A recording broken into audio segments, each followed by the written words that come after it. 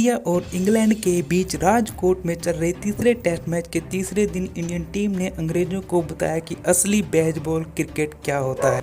Indian बॉलरों ने जबरदस्त bowling करते हुए इंग्लैंड के बल्लेबाजों को हिलाकर रख दिया। इंग्लैंड के बल्लेबाज भारतीय बॉलिंग को आधे दिन भी नहीं झेल पाए। दूसरी पारी में भारतीय बल्लेबाजों ने भी इंग्लिश बॉलरों को बहुत धोया।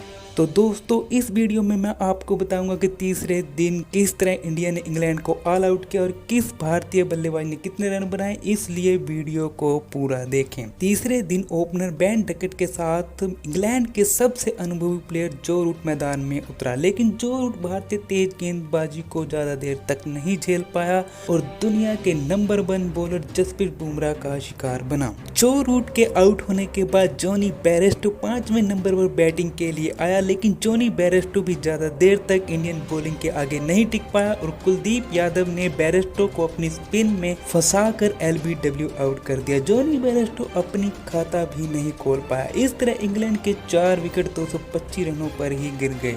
उसके बाद तो भारतीय बॉलरों ने इंग्लिश बल्लेबाजों पर पूरा दबाव बना दिया और उन्हें एक एक रन बनाना भी मुश्किल कर दिया। चौथी विकेट गिरते ही इंग्लैंड का कैप्टन बेन स्टोक्स मैदान में उतरा और बेन स्टोक्स ने आकर इंग्लैंड की पारी को संभाला और बेन डकेट के साथ मिलकर 35 रन जोड़े। दूसरी ओर डकेट ने लगातार 2 चौके जड़कर अपने 150 रन पूरे किए। बेन डकेट ओपनर के तौर पर बैटिंग के लिए आया था। फिर रोहित शर्मा ने दोनों लेफ्ट हैंडेड बैट्समैनों के सामने कुलदीप यादव को बॉलिंग पर लगाया और कुलदीप यादव ने आते ही बेन डकेट की विकेट छटकी और इंग्लैंड को एक बहुत बड़ा झटका दिया। बेन डकेट ने भारतीय गेंदबाजों की बहुत पिटाई की और सिर्फ 151 गेंदों में ही 23 जबरदस्त चौके और 2 लंबे छक्के लगाकर 153 रनों की एक रिकॉर्ड ब्रेकिंग पारी खेली। 5वीं विकेट गिरने के बाद बेन स्टोक्स ने wicket keeper batsman Ben Foakes को बैटिंग के लिए बुलाया। बेन फोक्स ने कुछ अच्छे शॉट तो जरूर खेले, लेकिन भारतीय बॉलर ने उस पर पूरा दबाव बनाकर रखा और ज्यादा रन नहीं बनाने दिए।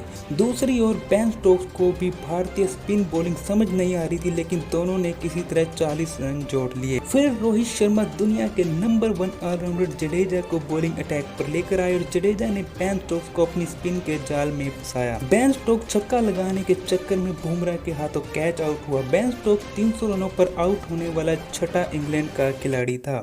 बेन स्टोक्स के आउट होते ही इंग्लैंड की अगली 4 विकेटें एक के बाद एक 20 रनों के अंदर ही गिर गई। इस तरह इंग्लैंड 319 रनों पर ही ऑल आउट हो गई। भारतीय गेंदबाजों ने अंग्रेजों को दिखाया कि गेंदबाजी कैसे की जाती है। भारतीय टीम ने इंग्लैंड पर 126 रनों की एक बहुत ही बड़ी बढ़त हासिल की। भारतीय बॉलरों में मोहम्मद सिराज सबसे सफल गेंदबाज रहे। मोहम्मद सिराज ने 4 विकेट झटके। रविंद्र जडेजा और कुलदीप यादव को 2-2 विकेट मिले, लेकिन जसप्रीत बुमराह और अश्विन को इस पहली पारी में सिर्फ एक विकेट ही मिला। दूसरी पारी की शुरुआत करने उतरी रोहित शर्मा और यशस्वी जायसवाल की तूफानी सलामी जोड़ी ज्यादा देर तक मैदान में नहीं टिक सकी और दोनों सिर्फ 30 रन ही जोड़ पाए। दोनों ओपनर बहुत ही दबाव में खेल रहे थे। इसी दबाव के चलते रोहित शर्मा गलत शॉट खेलकर आउट हो गए। रोहित शर्मा ने आउट होने के बाद शुभमन गिल को मैदान में भेजा। शुभमन गिल ने यशस्वी जायसवाल का अच्छा साथ निभाया और दोनों ने मिलकर 160 रनों की एक बहुत ही बड़ी पार्टनरशिप की। जायसवाल ने शुरुआत तो बहुत धीमी की थी, लेकिन अर्धशतक पूरा होते ही इंग्लिश बॉलरों की जबरदस्त धुलाई शुरू कर दी। जायसवाल ने एंडरसन को एक ही ओवर में 3 चौके और 2 छक्के जड़कर 18 रन बनाए और अगले ओवर में ही रेहान अहमद को भी 2 लंबे छक्के जड़ दिए। जायसवाल ने विस्फोटक बल्लेबाजी करते हुए 130 गेंदों में 9 जबरदस्त चौके और 5 लंबे छक्के लगाकर शतक जड़ दिया। शुभमन गिल ने भी जायसवाल का अच्छा साथ निभाया और अर्धशतक बनाया, लेकिन जायसवाल शतक बनाने के बाद नसों में खिंचाव आने की वजह से रिटायर्ड हो गए और पेविलियन लौट गए। इंडिया ने दूसरा दिन खत्म होने तक 196 रन बना लिए और इंग्लैंड पर 322 रनों की एक बहुत ही बड़ी बढ़त हासिल की।